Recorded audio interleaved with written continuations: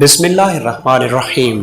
Historical world T V YouTube channel کے معزز خواتین و حضرات، السلام علیکم۔ عرب ممالک میں آنے والے اکثر انبیاء کا ذکر قرآن مجید میں آیا ہے۔ ان کی قوموں کے احوال بھی صراحت سے بیان کیے گئے ہیں۔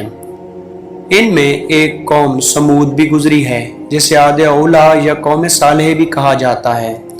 دراصل یہ ایک سرکش اور گمراہ قوم تھی۔ اسے راہ راست پر لانے کے لیے اللہ رب العزت نے اپنے ایک پیغمبر صالح علیہ السلام کو مبعوث فرمایا۔ انہوں نے اپنی نبوت کا اعلان کیا تو قوم نے برہان یعنی دلیل روشن کا مطالبہ کیا اور کہا، اگر تم واقعی سچے نبی ہو تو پہاڑ کی چٹان سے ایک اونٹنی پیدا کر کے دکھاؤ۔ اللہ تعالیٰ نے ان کا منہ مانگا معجزہ اپنے پیغمبر کو عطا فرمایا۔ چنانچہ پہاڑی چٹان سے ایک بہت بڑی اونٹنی نمودار ہوئی۔ اب وہ قوم آزمائش میں پڑ گئی۔ اللہ تعالیٰ کی طرف سے حکم ہوا کہ تمہارے پاس پانی کا جو ذخیرہ ہے اس میں سے ایک دن تم پانی پیا کرو گے اور دوسرے روز سارا پانی اونٹنی پیے گی۔ یوں دونوں فریقوں کو اپنی باری کی پابندی کرنا ہوگی۔ قوم سمودیوں تو بہت ہنرمند قوم تھی۔ وہ چٹانوں کو تراش کر پہاڑوں میں خوبصورت گھر بنایا کرتی تھی۔ اس کی کارکردگی کے چرچے دور دور تک پھیلے ہوئے تھے، لیکن اس سے پہلے کوچ کے باوجود اس کی بدی دماغی اور کج روی میں عروج کو پہنچی ہوئی تھی۔ اس کے بعد جب انہوں نے مطالبہ معجزہ کیا تو انہیں نبی کی پوری اطاعت کرنی چاہیے تھی، مگر ایسا نہ ہوا، بلکہ وہ لوگ بدستور بے دینی پر کمر بستہ رہے۔ کچھ عناصر نے تو یہ پروگرام بنا لیا کہ خدائی اونٹنی کو مار ڈالا جائے، حالانکہ حضرت صالح علیہ السلام نے انہیں منع فرمایا، اس غلط ارادے سے دور رہنا ورنہ ہلاک ہو جاؤ گے۔ لیکن جب کسی معاشرے کی مت ماری جائے تو اس پر کوئی اثر نہیں ہوتا۔ یہی حال قوم سمود کا بھی تھا۔ چنانچہ ایک دن موقع پا کر اس قوم بدبختی کے عالم کی وجہ سے انہوں نے اونٹنی کے پاؤں کاٹ دیے اور اسے ہلاک کر دیا۔ اس کھلی بغاوت پر مالک سخت غضبناک ہوا۔ قہر الہی نے جوش مارا اور قوم کی ہلاکت کا فیصلہ ہو گیا۔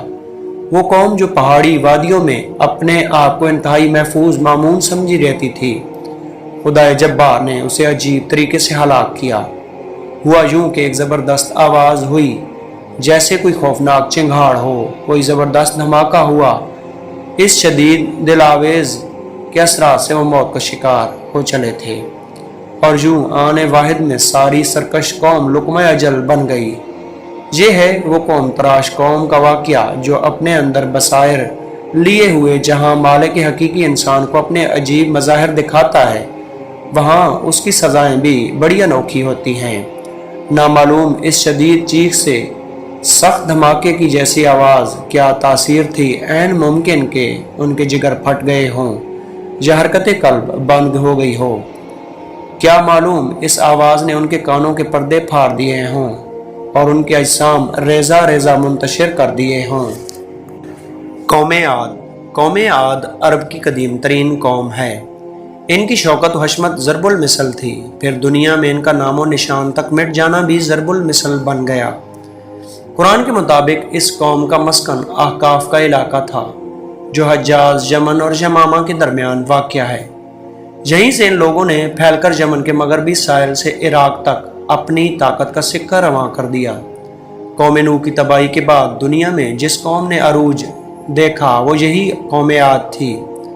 یہ لوگ جہاں آباد تھے وہ ایک سرسبز و شاداب علاقہ تھا۔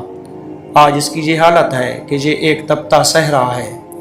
قوم عاد کی تباہی و بربادی کا سبب ان کا وہ طرز زندگی تھا جو انہوں نے اپنے لیے خود پسند کیا، اور یہ ان کی تباہی و بربادی کی طرف لے گیا۔ اللہ نے اس قوم کو سوچنے اور سمجھنے کا پورا موقع دیا۔ ان کی فہمائش کے لیے رسول بھی بھیجے، مگر انہوں نے اپنی روش نہیں بدلی اور اللہ کے عذاب کو دعوت دی۔ قرآن میں ارشاد ہے کہ آخر ایک سخت طوفانی ہوا ان پر بھیج دی تاکہ انہیں دنیا میں ذلت اور رسوائی کے عذاب کا مزہ چکھا دیں۔